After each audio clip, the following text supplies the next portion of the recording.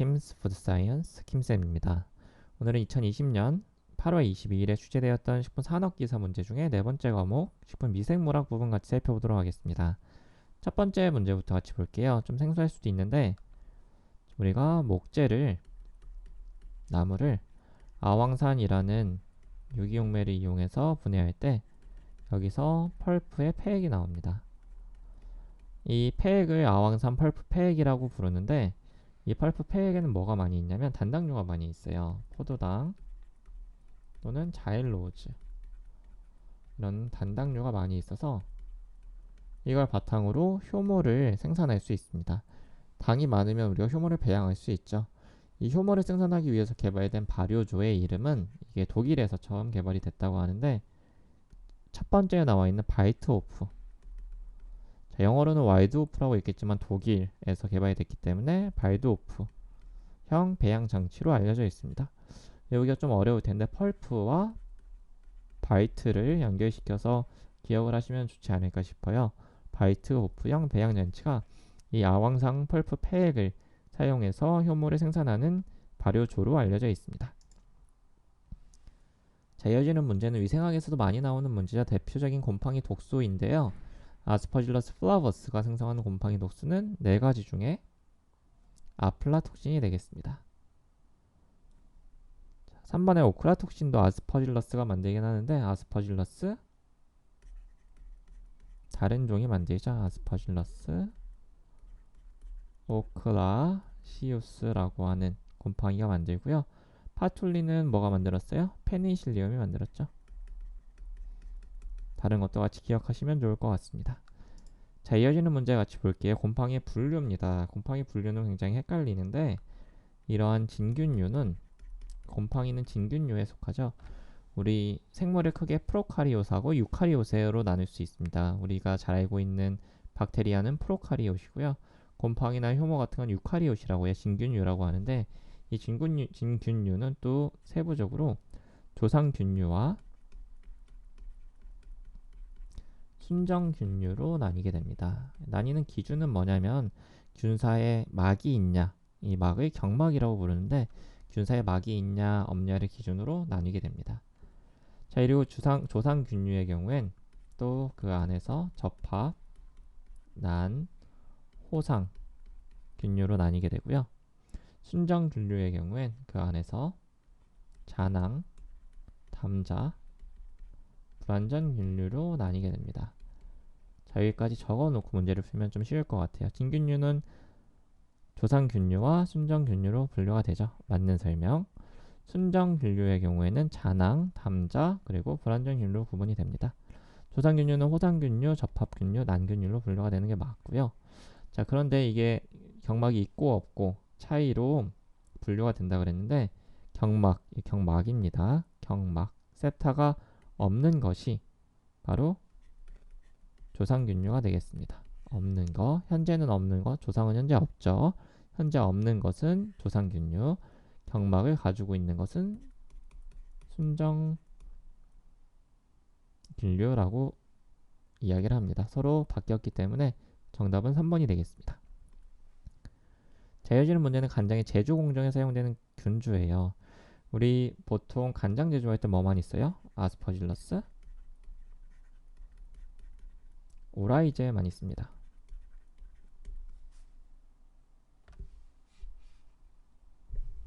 누룩곰팡이를 많이 쓰는데 이 중에서도 간장의 제조 공정에 많이 쓰이는 건 이번에 나와 있는 아스퍼질러스 소예라고 하는 균주입니다. 이 아스퍼질러스 소예는 아스퍼질러스 오라이제에 속해요. 여기에 속하는 균주로 간장의 제조에 많이 사용된다고 알려져 있습니다.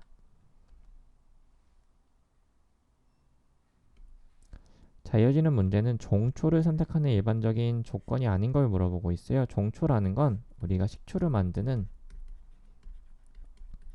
균주라고 생각하시면 됩니다. 식초를 만드는 균주를 선택하는 조건이 아닌 것을 고르라고 하는 문제입니다. 식초는 뭐죠? 초산을 발효해서 초산을 만들어서 이거 모아놓은 걸 우리가 식초라고 하죠.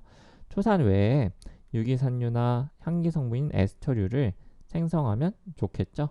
향을 가지고 있으면 좋을 거고 그리고 알코올에 대한 내성이 강해야 좋을 거예요. 초산의 생성 속도가 빠르면 더 좋을 거고요. 근데 이 초산을 다시 과산화, 그러니까 초산을 산화시켜서 과산화 초산으로 만드는 건 좋지 않을 겁니다. 초산을 우리가 만들고자 하는 건 초산이에요.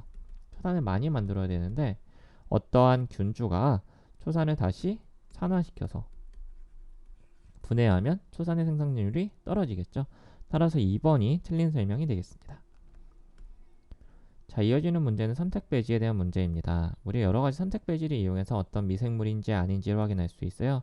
여러 종류의 선택 배지가 있는데 1번에 나와 있는 첫 번째로 EMB 배지는 뭘 구분하는 거였어요? 대장균군을 구분하는 거였습니다. 그 중에서도 대장균은 어떤 색으로 나왔죠? 흑색으로 나왔습니다. 크랩시엘라라고 하는 다른 대장균군은 갈색으로 나왔고요. 여기서 흑색으로 나오면 대장균일 텐데 흑색이 아니에요. 진자주색이래요. 그럼 일단 대장균은 아니네요. 이렇게 고를 수 있고 XLD는 뭐를 구분할 수 있는 선택 배지였어요? 살모넬라라고 하는 식중독균을 구분할 수 있는 선택 배지였습니다. 여기서 살모넬라는 어떤 색을 띠죠? 검은색을 띱니다. 근데 검은색을 띠나요? 아니죠. 금속성 녹색 점막을 떴대요. 검은색이 아니니까 살모넬라도 아니겠네요. MSA는 뭐를 구분하기 위한 배지였죠? 요게 황색 포도상 구균 스테필로코커스 오리오스를 구분하기 위한 배지였죠. 여기서 황색 포도상 규균은 무슨 색을 띄었죠? 황색, 노란색을 띈다고 알려져 있습니다. 노란색을 띠네요. 그럼 일단 황색 포도상 구균일 가능성이 높습니다. 맞죠? TCBS는 뭐를 구분하기 위한 배지였죠? 장염 비브리오죠. 장염 비브리오는 이 TCBS라고 하는 배지에서 어떤 색을 띄어야 됐죠? 녹색을 띄어야 됐습니다. 근데 분홍색의 물투명 집락이에요. 따라서 장염 비브리오도 아닙니다. 이렇게 정답을 고를 수 있습니다. 각각의 어떤 식중독균 또는 어떤 미생물을 구분하기 위한 배지인지 그리고 어떤 색을 띠는지를 잘 기억해 주시기 바랍니다. 자, 이어지는 문제는 맥주 제조에 사용되는 효모를 물어보고 있습니다. 우리 맥주는 크게 두 가지 종류가 있었죠. 상면 발효가 있고 하면 발효가 있었습니다. 상면 발효에 쓰이는 대표적인 효모는 사카로마이시스 세레비지에였고요. 하면 발효에 쓰이는 대표적인 효모는 사카로마이시스 카이스버그젠시스였어요. 카이스버그젠시스는 카이스버그를 연결해서 기억하라고 이야기 드렸습니다. 자, 미생물이 탄소원으로 가장 많이 이용하는 당질을 물어보고 있어요. 어떤 분들은 우리 많이 배웠던 건 대장균이니까 대장균이 이용하는 당은 락토우즈, 유당이라고 생각하기 쉬운데 그럼에도 불구하고 대부분의 미생물들이 가장 첫 번째로 이용하는 건 바로 포도당입니다. 글루코즈를 가장 많이 이용하는 당으로 생각하시면 좋을 것 같습니다. 자, 이어지는 문제는 글루코즈를 젖산균을 배양해서 발효를 하는데 이 젖산 발효는 크게 두 가지가 있습니다. 호모 퍼멘테이션이 있고 헤테로 퍼멘테이션이 있어요. 그럼 이걸 구분하는 기준이 뭐냐?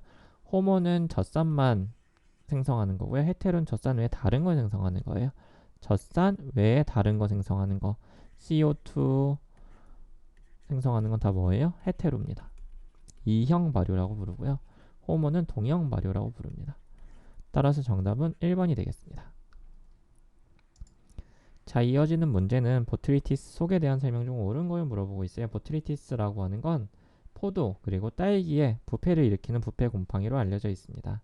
특히 포도에 번식하면 신맛이 감소하고 단맛이 많이 올라온다고 알려져 있고 따라서 이 포도의 보트리티스 속이 번식하게 되면 우리가 이걸 단맛이 내는 디저트 같은 데 사용할 수 있다고 알려져 있어요. 한편으로는 딸기에 번식하게 되면 그 딸기는 아예 우리가 먹을 수 없다고 알려져 있습니다. 보트리티스라고 하는 건 포도와 딸기에 번식한다고 기억하시면 좋을 것 같습니다. 자, 이어지는 문제는 세포 내 지방 저장력이 가장 높은 유지 효모를 물어보고 있어요. 다양한 종류의 효모가 지방을 저장할 수 있는데 그 중에서도 3번에 나와 있는 로도톨루라 이거 어디서 나왔었죠? 붉은색 효모였죠. 글루티니스라고 하는 효모가 약 50%의 지방 축적 능력을 가지고 있다고 알려져 있습니다. 굉장히 높은 정도죠. 따라서 우리가 유지 생산을 위해서 이 로드툴루라 글루티니스라고 하는 효모를 이용하는 연구를 많이 진행을 하였습니다. 정답은 3번이 되겠습니다. 자, 이어지는 문제는 공업적으로 라이페이지를 생산하는 미생물이 아닌 것을 물어보고 있어요. 이 문제가 조금 어려웠던 것 같은데 우선은 아스퍼질러스 나이거는 라이페이즈 생성할 수 있고요. 2번에 나와 있는 라이조프스, 3번에 나와 있는 캔디다, 그리고 4번에 나와 있는 아스퍼질러스 오라이제 모두 라이페이즈 생산 가능한 걸로 알고 있는데, 공업적이어서 지금 정답은 4번으로 되어 있거든요. 공업적이어서 4번이 정답인 건지는 정확하게 잘 모르겠습니다. 그래서 혹시 이 부분은 우선 아스퍼질러스 오라이제 4번이 정답이 맞는지랑, 혹시 이게 왜 4번이 정답인지를 아시는 분이 있으면 다른 분들을 위해서 댓글이나 또는 메일로 이야기해 주시면 이 부분을 추가로 제가 남겨드리도록 하겠습니다. 정답은 우선 아스파질러스 오라이제로 되어 있는데 정확한 이유는 잘 모르겠습니다. 자, 이어지는 문제는 포도당의 호모, 젖산 발효는 어떤 대사 경로를 거치는가 물어보고 있습니다. 아까 젖산 발효 같이 다뤘었죠. 이제 호모는 젖산만 생성하는 거였고요. 젖산만 발효하기 위해서 어떤 경로를 거쳤죠? 이 포도당, 글루코즈를 일단 뭘로 만들어줘야 됐어요? 파이루베이트로 만들어줬죠. 이걸 우리 글라이콜라이시스 해당 과정이라고도 불렀지만 뭐라고도 불렀어요? EMP 경로라고도 불렀습니다. 파이루베이트로 만들어줘야 이게 나중에 젖산이랑 왔다 갔다 할 수 있었습니다. 따라서 정답은 EMP 경로가 되겠습니다. 자, 이어지는 문제는 청주, 간장, 된장의 제조에 사용하는 코지 곰팡이의 대표적인 균 중으로 한국균 아니고 황국균, 노란색, 노란 곰팡이, 누룩곰팡이로 알려져 있는 곰팡이는 뭐였죠?